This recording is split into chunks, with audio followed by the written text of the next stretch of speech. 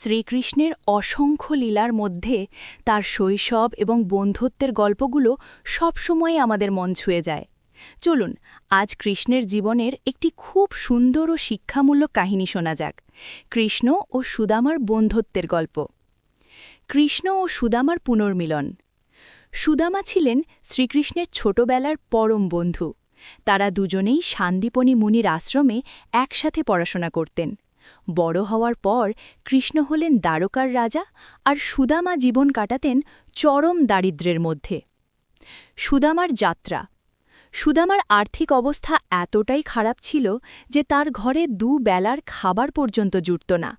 তার স্ত্রীর অনুরোধে একদিন তিনি কৃষ্ণের কাছে সাহায্যের জন্য দ্বারকায় যাওয়ার সিদ্ধান্ত নেন।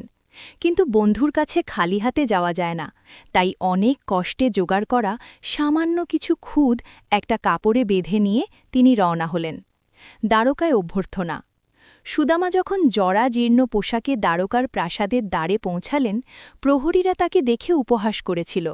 কিন্তু কৃষ্ণ যখন খবর পেলেন যে তার বন্ধু এসেছে, তিনি খালি পায়ে দৌড়ে এলেন। তিনি সুদামাকে জড়িয়ে ধরলেন এবং নিজের সিংহাসনে বসিয়ে নিজের হাতে তার পা ধুইয়ে দিলেন। সেই সামান্য উপহার। সুদামা লজ্জায় তার খুদভরা পুঁটলিটি লুকিয়ে রাখছিলেন, কিন্তু কৃষ্ণ হাসি মুখে সেটি কেড়ে নিলেন এবং পরম তৃপ্তিতে সেই খুদ খেতে শুরু করলেন। কৃষ্ণের কাছে সেই সামান্য উপহারটি ছিল পৃথিবীর সেরা খাবার, কারণ তাতে মিশেছিল অকৃত্রিম ভালোবাসা। নিঃশব্দ কৃপা। সুদামা কিন্তু তার অভাবের কথা কৃষ্ণকে মুখে একটি বারও বলেননি। তিনি সাহায্য না চেয়েই ফিরে আসার পথে ভাবছিলেন তার বন্ধু তাকে এত সম্মান দিয়েছে, এতেই তিনি ধন্য। কিন্তু গ্রামে ফিরে তিনি অবাক হয়ে দেখলেন তার ভাঙা কুঁড়েঘরের জায়গায় দাঁড়িয়ে আছে একটি বিশাল প্রাসাদ। তার স্ত্রী ও সন্তানরা সুন্দর পোশাকে সজ্জিত। বাড়িতে ধন ধান্যের কোনো অভাব নেই। এই গল্পের শিক্ষা: প্রকৃত ভক্তি ও ভালোবাসা প্রদর্শনের জন্য দামি জিনিসের প্রয়োজন হয় না।